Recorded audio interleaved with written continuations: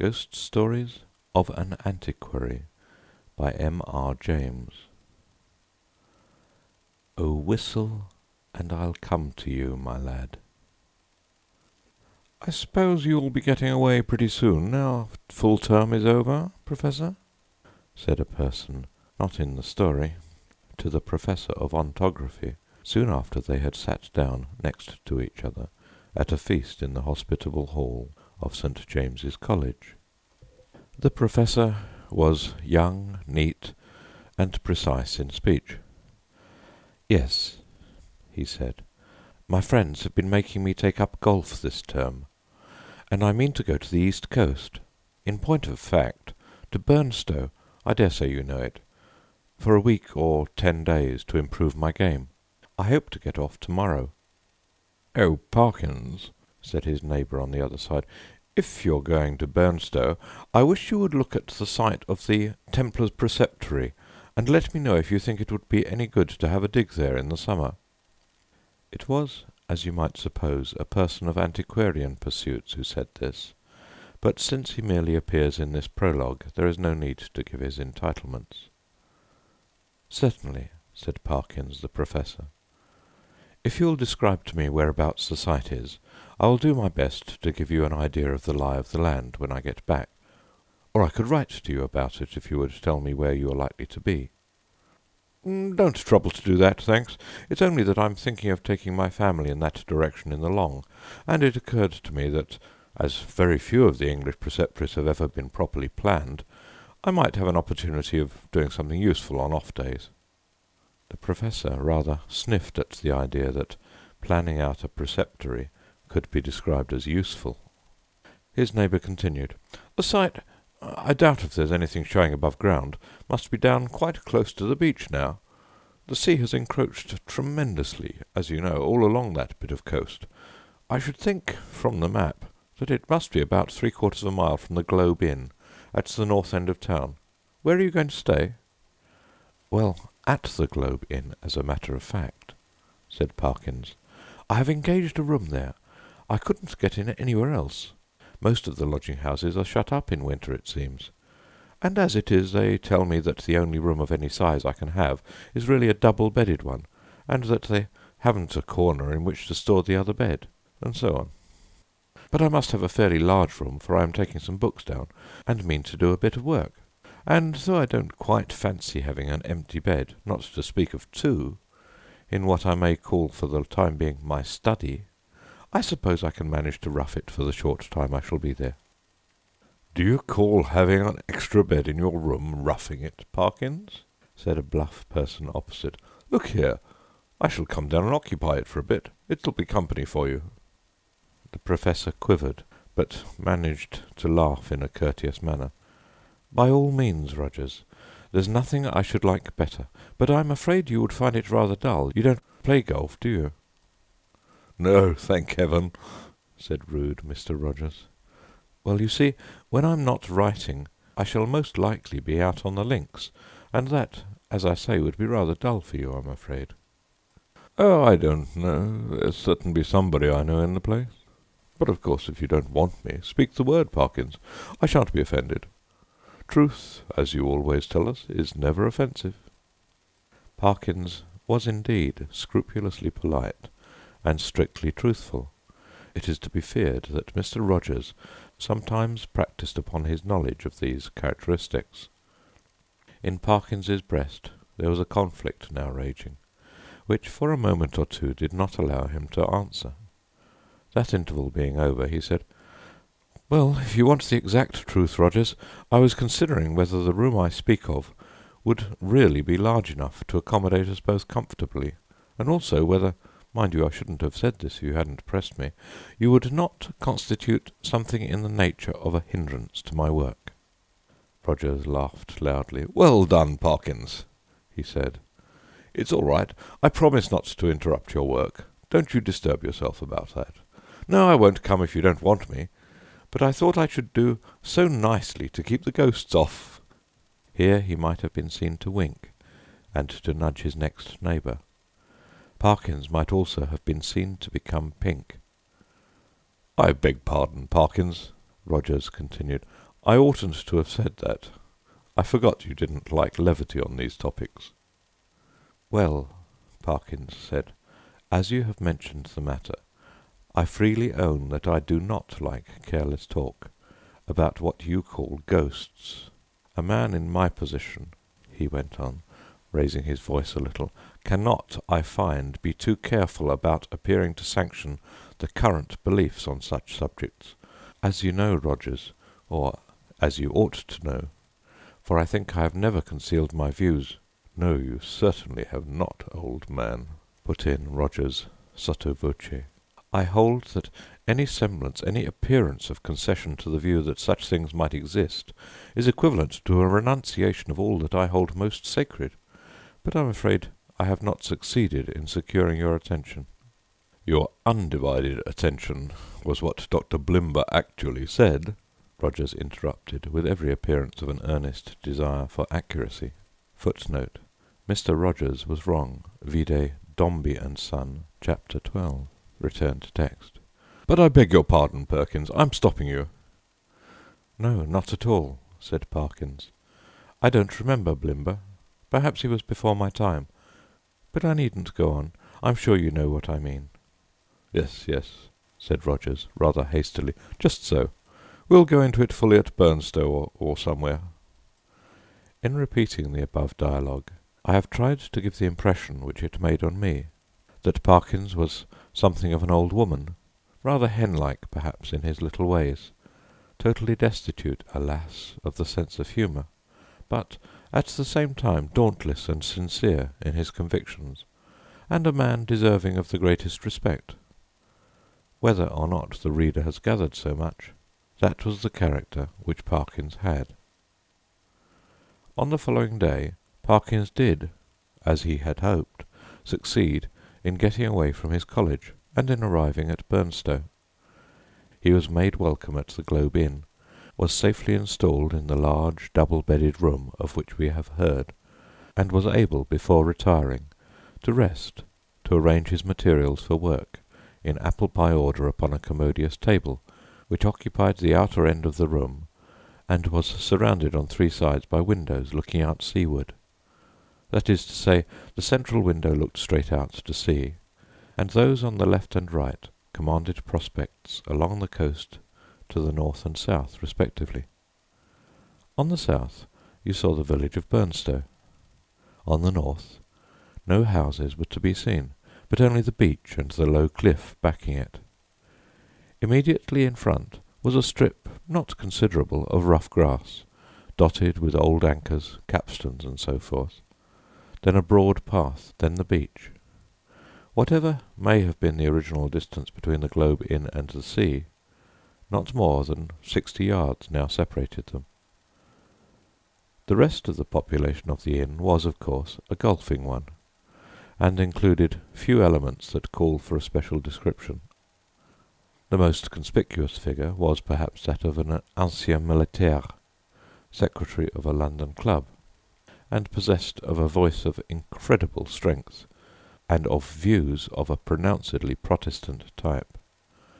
These were apt to find utterance after his attendance upon the ministrations of the vicar, an estimable man with inclinations towards a picturesque ritual, which he gallantly kept down as far as he could, out of deference to East Anglian tradition. Professor Parkins, one of whose principal characteristics was pluck, spent the greater part of the day following his arrival at Burnstow in what he had called improving his game, in company with this Colonel Wilson, and during the afternoon, whether the process of improvement were to blame or not, I'm not sure, the Colonel's demeanour assumed a colouring so lurid that even Parkins jibbed at the thought of walking home with him from the links. He determined, after a short and furtive look at that bristling moustache and those incarnadined features, that it would be wiser to allow the influences of tea and tobacco to do what they could with the Colonel before the dinner hour should render a meeting inevitable. "I might walk home tonight along the beach," he reflected. "Yes, and take a look There will be light enough for that, at the ruins of which Disney was talking. I don't exactly know where they are, by the way, but I expect I can hardly help stumbling on them." This he accomplished, I may say, in the most literal sense, for in picking his way from the links to the shingle beach, his foot caught, partly in a gorse root, and partly in a biggish stone, and over he went. When he got up and surveyed his surroundings, he found himself in a patch of somewhat broken ground, covered with small depressions and mounds. These latter, when he came to examine them, proved to be simply masses of flints embedded in mortar, and grown over with turf. He must, he quite rightly concluded, be on the site of the preceptory he had promised to look at. It seemed not unlikely to reward the spade of the explorer. Enough of the foundations was probably left at no great depth to throw a good deal of light on the general plan. He remembered vaguely that the Templars, to whom this site had belonged, were in the habit of building round churches, and he thought a particular series of the humps or mounds near him did appear to be arranged in something of a circular form. Few people can resist the temptation to try a little amateur research in a department quite outside their own, if only for the satisfaction of showing how successful they would have been had they only taken it up seriously. Our professor, however, if he felt something of this mean desire, was also truly anxious to oblige Mr. Disney, so he paced with care the circular area he had noticed, and wrote down its rough dimensions in his pocket-book. Then he proceeded to examine an oblong eminence which lay east of the centre of the circle, and seemed to his thinking likely to be the base of a platform or altar. At one end of it, the northern, a patch of the turf was gone, removed by some boy or other creature. Fere nature. It might, he thought, be as well to probe the soil here for evidences of masonry, and he took out his knife and began scraping away the earth. And now followed another little discovery. A portion of soil fell inward as he scraped, and disclosed a small cavity. He lighted one match after another to help him to see of what nature the hole was, but the wind was too strong for them all. By tapping and scratching the sides with his knife, however, he was able to make out that it must be an artificial hole in masonry. It was rectangular, and the sides, top and bottom, if not actually plastered, were smooth and regular. Of course it was empty. No! As he withdrew the knife he heard a metallic clink, and when he introduced his hand, it met with a cylindrical object lying on the floor of the hole. Naturally enough, he picked it up, and when he brought it into the light, now fast fading, he could see that it too was of man's making. A metal tube about 4 inches long, and evidently of some considerable age. By the time Parkins had made sure that there was nothing else in this odd receptacle, it was too late and too dark for him to think of undertaking any further search. What he had done had proved so unexpectedly interesting that he determined to sacrifice a little more of the daylight on the morrow to archaeology. The object which he now had safe in his pocket was bound to be of some slight value at least, he felt sure. Bleak and solemn was the view on which he took a last look before starting homeward. A faint yellow light in the west showed the links, on which a few figures moving towards the club-house were still visible, the squat Martello Tower, the lights of Aldsey village, the pale ribbon of sands, intersected at intervals by black wooden groinings, the dim and murmuring sea. The wind was bitter from the north, but was at his back when he set out for the Globe. He quickly rattled and clashed through the shingle, and gained the sand, upon which, but for the groinings which had to be got over every few yards, the going was both good and quiet. One last look behind, to measure the distance he had made since leaving the ruined Templars' church, showed him a prospect of company on his walk, in the shape of a rather indistinct personage who seemed to be making great efforts to catch up with him, but made little if any progress. I mean, that there was an appearance of running about his movements, but that the distance between him and Parkins did not seem materially to lessen. So at least Parkins thought, and decided that he almost certainly did not know him, and that it would be absurd to wait until he came up. For all that, company, he began to think, would really be very welcome on that lonely shore, if only you could choose your companion. In his unenlightened days he had read of meetings in such places which even now would hardly bear thinking of. He went on thinking of them, however, until he reached home, and particularly of one which catches most people's fancy at some time of their childhood. Now I saw in my dream that Christian had gone but a very little way, when he saw a foul fiend coming over the field to meet him. What should I do now, he thought, if I looked back and caught sight of a black figure sharply defined against the yellow sky, and saw that it had horns and wings? I wonder whether I should stand or run for it. Luckily the gentleman behind is not of that kind, and he seems to be about as far off now as when I saw him first. Well, at this rate he won't get his dinner as soon as I shall. And, oh dear me, it's within a quarter of an hour of the time now. I must run. Parkins had in fact very little time for dressing. When he met the Colonel at dinner, peace, or as much of her as that gentleman could manage, reigned once more in the military bosom. Nor was she put to flight in the hours of bridge that followed dinner, for Parkins was a more than respectable player.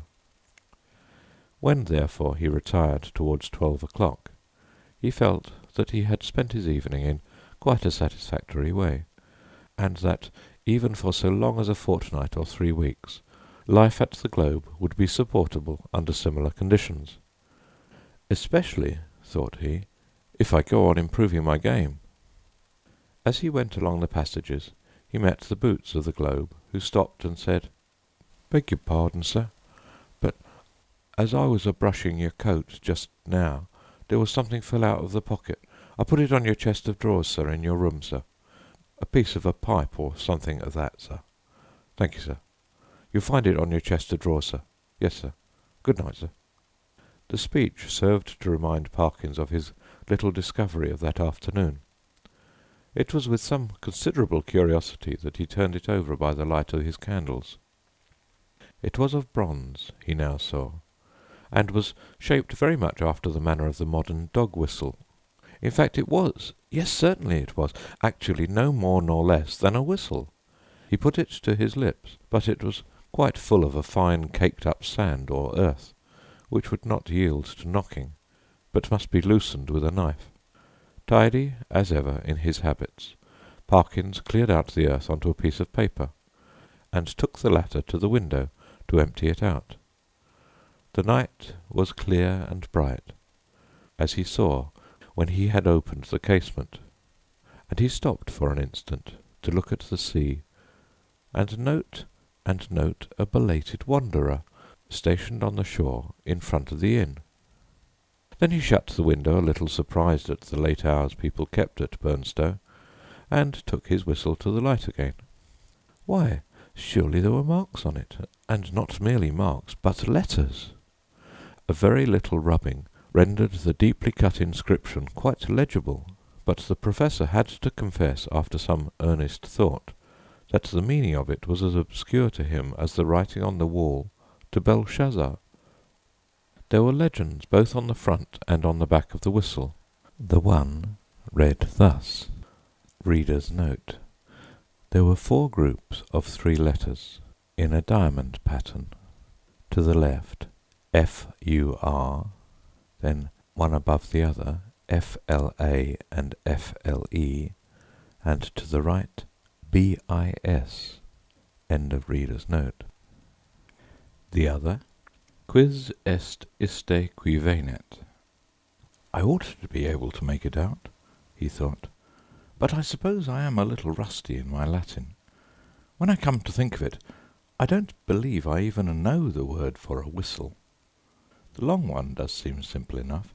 It ought to mean, who is this who is coming? Well, the best way to find out is evidently to whistle for him.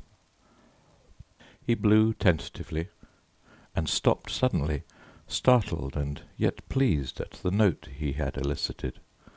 It had a quality of infinite distance in it, and soft as it was, he somehow felt it must be audible for miles round. It was a sound, too, that seemed to have the power, which many scents possess, of forming pictures in the brain.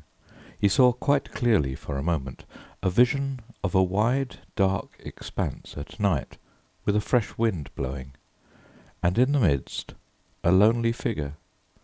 How employed he could not tell. Perhaps he would have seen more, had not the picture been broken by the sudden surge of a gust of wind against his casement. So sudden that it made him look up, just in time to see the white glint of a sea-bird's wing, somewhere outside the dark panes. The sound of the whistle had so fascinated him that he could not help trying it once more, this time more boldly.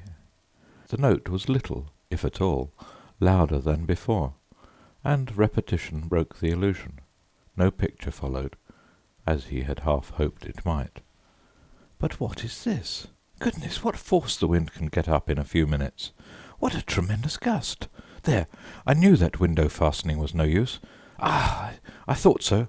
Both candles out. It is enough to tear the room to pieces. The first thing was to get the window shut. While you might count 20, Perkins was struggling with the small casement, and felt almost as if he were pushing back a sturdy burglar, so strong was the pressure. It slackened all at once, and the window banged to and latched itself.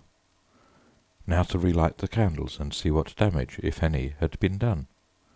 No, nothing seemed amiss. No glass even was broken in the casement. But the noise had evidently roused at least one member of the household. The colonel was to be heard stumping in his stockinged feet on the floor above, and growling. Quickly as it had risen, the wind did not fall at once. On it went, moaning and rushing past the house, at times rising to a cry so desolate that, as Parkins disinterestedly said, it might have made fanciful people feel quite uncomfortable.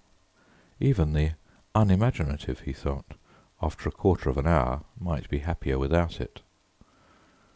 Whether it was the wind, or the excitement of golf, or the researches in the preceptory that kept Parkins awake, he was not sure. Awake he remained, in any case, long enough to fancy, as I'm afraid I often do myself under such conditions, that he was the victim of all manner of fatal disorders. He would lie counting the beats of his heart, convinced that it was going to stop work every moment, and would entertain grave suspicions of his lungs, brain, liver, etc., suspicions which he was sure would be dispelled by the return of daylight, but which, until then, refused to be put aside. He found a little vicarious comfort in the idea that someone else was in the same boat. A near neighbour, in the darkness it was not easy to tell his direction, was tossing and rustling in his bed too. The next stage was that Parkins shut his eyes, and determined to give sleep every chance. Here again over-excitement asserted itself, in another form, that of making pictures. Experto crede, pictures do come to the closed eyes of one trying to sleep, and are often so little to his taste that he must open his eyes and disperse them. Parkins's experience on this occasion was a very distressing one. He found that the picture which presented itself to him was continuous. When he opened his eyes, of course, it went, but when he shut them once more, it framed itself afresh, and acted itself out again, neither quicker nor slower than before.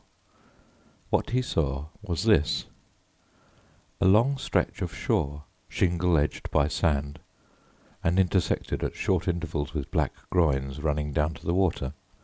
A scene, in fact, so like that of his afternoon's walk that, in the absence of any landmark, it could not be distinguished therefrom. The light was obscure, conveying an impression of gathering storm, late winter evening, and slight cold rain. On this bleak stage, at first no actor was visible. Then, in the distance, a bobbing black object appeared. A moment more, and it was a man, running, jumping, clambering over the groins, and every few seconds looking eagerly back. The nearer he came, the more obvious it was that he was not only anxious, but even terribly frightened. Though his face was not to be distinguished, he was, moreover, almost at the end of his strength. On he came. Each successive obstacle seemed to cause him more difficulty than the last. "Will he get over this next one?" thought Parkins. "It seems a little higher than the others." Yes, half climbing, half throwing himself, he did get over, and fell all in a heap on the other side, the side nearest to the spectator. There, as if really unable to get up again, he remained crouching under the groin, looking up in an attitude of painful anxiety. So far, no cause whatever for the fear of the runner had been shown, but now there began to be seen, far up the shore, a little flicker of something light-coloured, moving to and fro with great swiftness and irregularity. Rapidly growing larger, it too declared itself as a figure in pale, fluttering draperies, ill-defined. There was something about its motion which made Parkins very unwilling to see it at close quarters. It would stop, raise arms, bow itself towards the sand, then run, stooping across the beach to the water edge and back again, and then, rising upright, once more continue its course forward at a speed that was startling and terrifying. The moment came when the pursuer was hovering about from left to right only a few yards beyond the groin, where the runner lay in hiding. After 2 or 3 ineffectual castings hither and thither, it came to a stop, stood upright, with arms raised high, and then darted straight forward towards the groin. It was at this point that Parkins always failed in his resolution to keep his eyes shut. With many misgivings as to incipient failure of eyesight, overworked brain, excessive smoking, and so on, he finally resigned himself to light his candle, get out a book, and pass the night, waking rather than be tormented by this persistent panorama, which he saw clearly enough could only be a morbid reflection of his walk and his thoughts on that very day. The scraping of match on box and the glare of light must have startled some creatures of the night, rats or what not, which he heard scurry across the floor from the side of his bed with much rustling. Dear, dear, the match is out, fool that it is! But the second one burnt better, and a candle and book were duly procured, over which Parkins pored till sleep of a wholesome kind came upon him, and that in no long space. For about the first time in his orderly and prudent life he forgot to blow out the candle, and when he was called next morning at 8, there was still a flicker in the socket, and a sad mess of guttered grease on the top of the little table. After breakfast he was in his room, putting on the finishing touches to his golfing costume. Fortune had again allotted the Colonel to him for a partner, when one of the maids came in. "Oh, if you please," she said, "would you like any extra blankets on your bed, sir?" "Ah, thank you," said Parkins. "Yes, I think I should like one. It seems likely to turn rather colder." In a very short time the maid was back with the blanket. "Which bed should I put it on, sir?" she asked. "What? Why, that one, the one I slept in last night," he said, pointing to it. "Oh, yes, I beg your pardon, sir, but you seem to have tried both of 'em. Leastways, we had to make 'em both up this morning." "Really? How very absurd," said Parkins. "I certainly never touched the other, except to lay some things on it. Did it actually seem to have been slept in?" "Oh, yes, sir," said the maid. "Why, all the things was crumpled and throwed about always, if you'll excuse me, sir, quite as if anyone hadn't passed but a very poor night, sir." "Dear me," said Parkins. "Well, I may have disordered it more than I thought when I unpacked my things. I'm very sorry to have given you the extra trouble, I'm sure. I expect a friend of mine soon, by the way, a gentleman from Cambridge, to come and occupy it for a night or two. That'll be all right, I suppose, won't it?" "Oh, yes, to be sure, sir. Thank you, sir. It's no trouble, I'm sure," said the maid, and departed to giggle with her colleagues. Parkins set forth with a stern determination to improve his game. I am glad to be able to report that he succeeded so far in this enterprise that the Colonel, who had been rather repining at the prospect of a second day's play in his company, became quite chatty as the morning advanced, and his voice boomed out over the flats, as certain also of our own minor poets have said, like some great bourdon in a minster tower. "Extraordinary wind that we had last night," he said. "In my old home we should have said someone had been whistling for it." "Should you indeed?" said Perkins.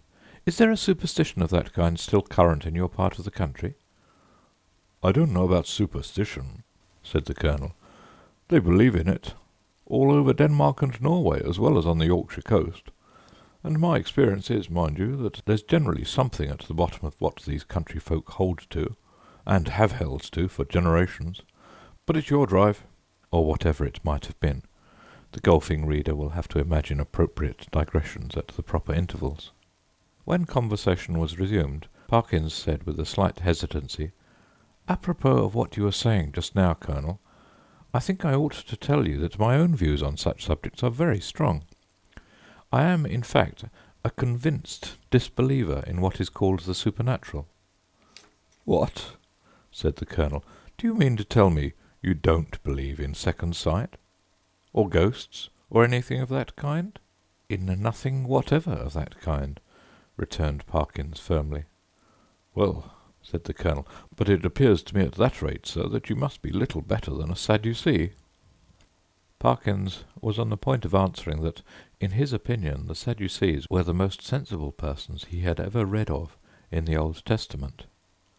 But, feeling some doubt as to whether much mention of them was to be found in that work, he preferred to laugh the accusation off. "Perhaps I am," he said, "but here, give me my cleek, boy. Excuse me one moment, Colonel." A short interval. "Now, as to whistling for the wind, let me give you my theory about it. The laws which govern winds are really not at all perfectly known. To fisher folk and such, of course, not known at all. A man or woman of eccentric habits, perhaps, or a stranger, is seen repeatedly on the beach at some unusual hour, and is heard whistling. Soon afterwards a violent wind rises. A man who could read the sky perfectly, or who possessed a barometer, could have foretold that it would. The simple people of a fishing village have no barometers, and only a few rough rules for prophesying weather. What more natural than that the eccentric personage I postulated should be regarded as having raised the wind, or that he or she should clutch eagerly at the reputation of being able to do so? Now take last night's wind. As it happens, I myself was whistling. I blew a whistle twice, and the wind seemed to come absolutely in answer to my call. If anyone had seen me—" The audience had been a little restive under this harangue, and Parkins had, I fear, fallen somewhat into the tone of a lecturer. But at the last sentence the Colonel stopped. "Whistling, were you?" he said. "And what sort of whistle did you use? Play this stroke first." Interval. "About that whistle you were asking, Colonel. It's rather a curious one. I have it in my— No, I see I've left it in my room. As a matter of fact, I found it yesterday." And then Parkins narrated the manner of his discovery of the whistle. Upon hearing which the Colonel grunted, and opined that in Parkins's place he should himself be careful about using a thing that had belonged to a set of papists, of whom, speaking generally, it might be affirmed that you never knew what they might not have been up to. From this topic he diverged to the enormities of the vicar, who had given notice on the previous Sunday that Friday would be the feast of St. Thomas the Apostle, and that there would be service at 11 o'clock in the church. This and other similar proceedings constituted in the Colonel's view a strong presumption that the vicar was a concealed papist, if not a Jesuit, and Parkins, who could not very readily follow the Colonel in this region, did not disagree with him. In fact, they got on so well together in the morning that there was not talk on either side of their separating after lunch. Both continued to play well during the afternoon, or at least well enough to make them forget everything else, until the light began to fail them. Not until then did Parkins remember that he had meant to do some more investigating at the preceptory, but it was of no great importance, he reflected. One day was as good as another. He might as well go home with the Colonel. As they turned the corner of the house, the Colonel was almost knocked down by a boy who rushed into him at the very top of his speed, and then, instead of running away, remained hanging on to him and panting. The first words of the warrior were naturally those of reproof and objurgation, but he very quickly discerned that the boy was almost speechless with fright. Inquiries were useless at first. When the boy got his breath, he began to howl, and still clung to the Colonel's legs. He was at last detached, but continued to howl. "What in the world is the matter with you? What have you been up to? What have you seen?" said the two men. "Oh, I seen it wave at me at the window," wailed the boy, "and I don't like it." "What window?" said the irritated Colonel. "Come, pull yourself together, my boy." "The front window it was, at the hotel," said the boy. At this point Parkins was in favour of sending the boy home, but the Colonel refused. He wanted to get to the bottom of it, he said. It was most dangerous to give a boy such a fright as this one had had, and if it turned out that people had been playing jokes, they should suffer for it in some way. And by a series of questions he made out this story. The boy had been playing about on the grass in front of the globe with some others.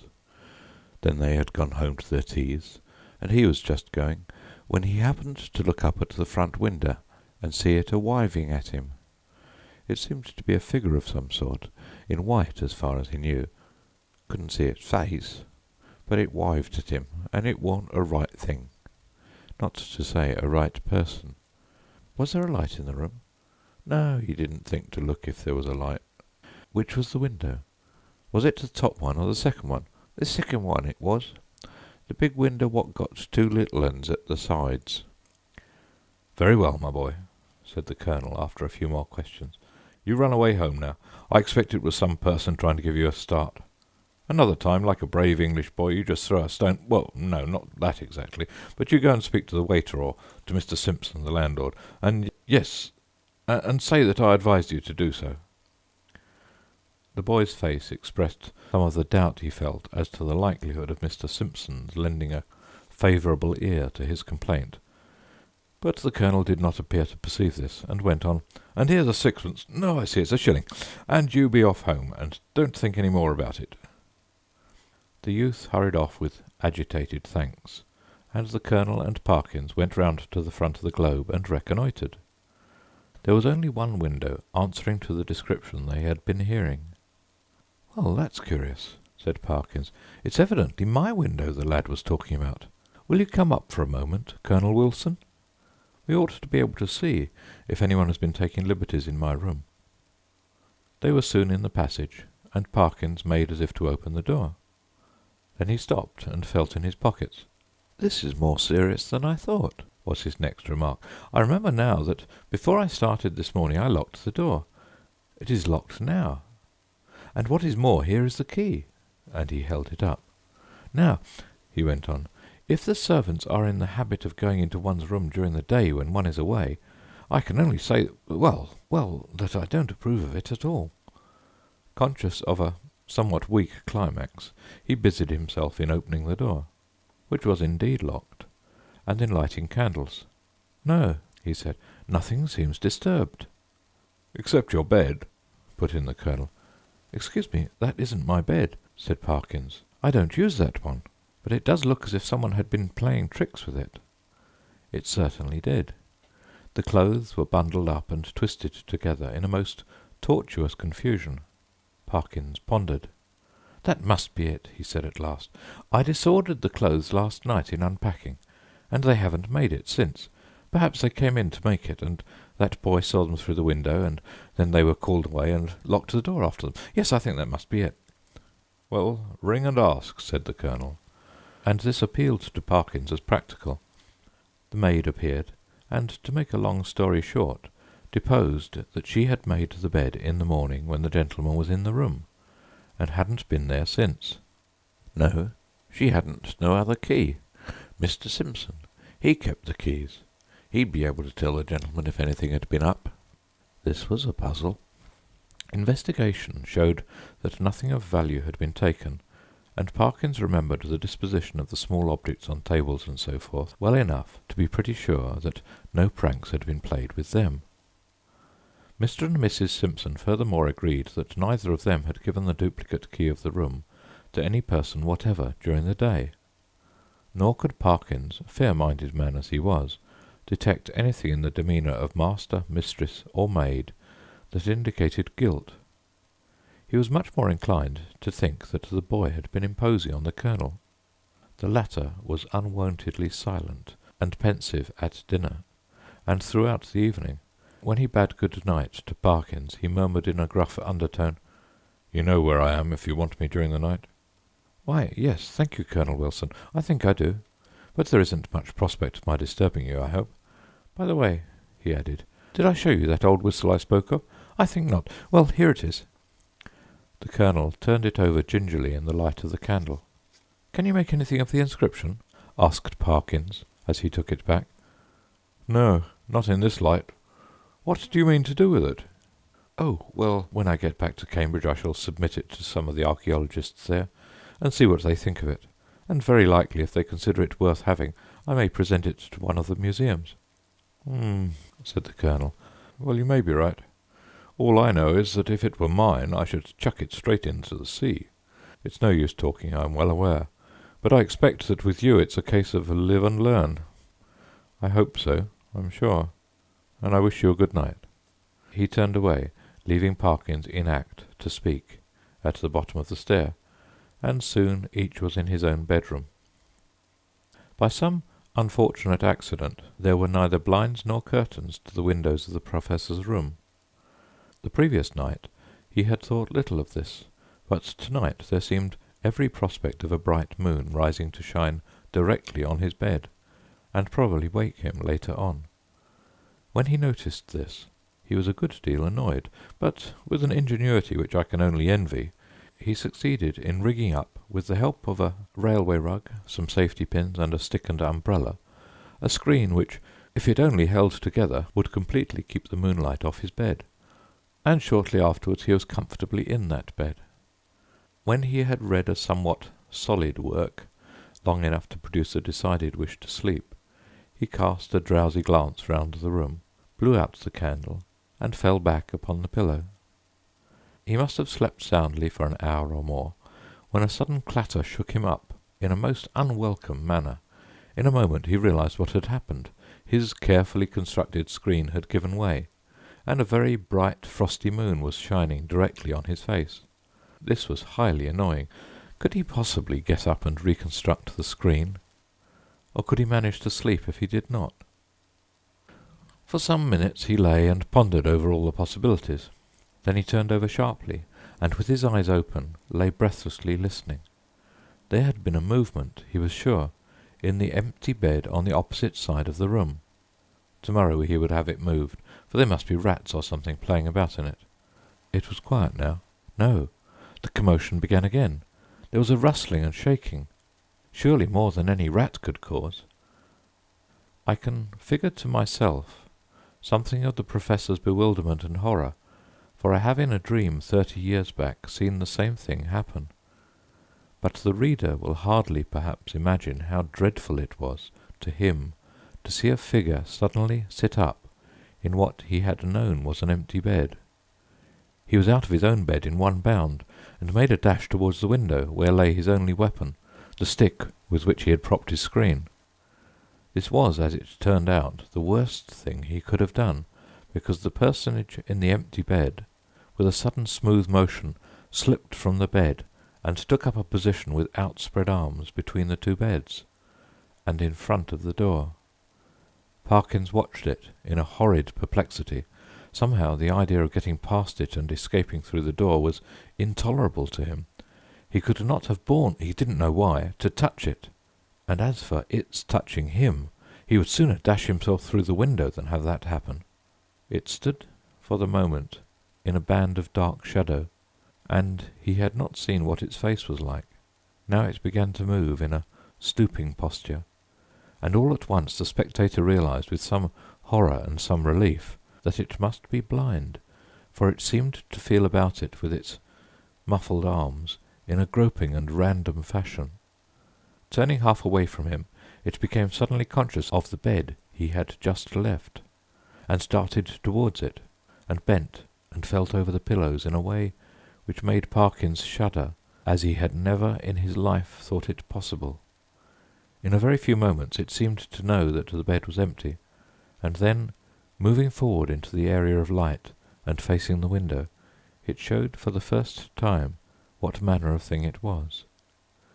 Parkins, who very much dislikes being questioned about it, did once describe something of it in my hearing, and I gathered that what he chiefly remembers about it is a horrible, an intensely horrible face of crumpled linen. What expression he read upon it he could not or would not tell, but that the fear of it went nigh to maddening him is certain. But he was not at leisure to watch it for long. With formidable quickness it moved into the middle of the room, and as it groped and waved, one corner of its draperies swept across Parkins's face. He could not, though he knew how perilous the sound was, he could not keep back a cry of disgust, and this gave the searcher an instant clue. It leapt towards him upon the instant, and the next moment he was halfway through the window backwards, uttering cry upon cry at the utmost pitch of his voice, and the linen face was thrust close into his own. At this, almost the last possible second, deliverance came, as you will have guessed. The Colonel burst the door open, and was just in time to see the dreadful group at the window. When he reached the figures, only one was left. Parkins sank forward into the room in a faint, and before him, on the floor, lay a tumbled heap of bedclothes. Colonel Wilson asked no questions, but busied himself in keeping everyone else out of the room, and in getting Parkins back to his bed, and himself, wrapped in a rug, occupied the other bed for the rest of the night. Early on the next day Rogers arrived, more welcome than he would have been a day before, and the three of them held a very long consultation in the Professor's room. At the end of it, the Colonel left the hotel door, carrying a small object between his finger and thumb, which he cast as far into the sea as a very brawny arm could send it. Later on, the smoke of a burning ascended from the back premises of the Globe. Exactly what explanation was patched up for the staff and visitors at the hotel, I must confess I do not recollect. The Professor was somehow cleared of the ready suspicion of delirium tremens, and the hotel of the reputation of a troubled house. There is not much question as to what would have happened to Parkins if the Colonel had not intervened when he did. He would either have fallen out of the window, or else lost his wits. But it is not so evident what more the creature that came in answer to the whistle could have done than frighten. There seemed to be absolutely nothing material about it, save the bedclothes of which it had made itself a body. The Colonel, who remembered a not very dissimilar occurrence in India, was of the opinion that if Parkins had closed with it, it could really have done very little, and that its one power was that of frightening. The whole thing, he said, served to confirm his opinion of the Church of Rome. There is really nothing more to tell, but as you may imagine, the Professor's views on certain points are less clear-cut than they used to be. His nerves, too, have suffered. He cannot, even now, see a surplice hanging on a door quite unmoved, and the spectacle of a scarecrow in a field, late on a winter afternoon, has cost him more than one sleepless night. The end of "Oh, Whistle, and I'll Come to You, My Lad," from Ghost Stories of an Antiquary by M. R. James.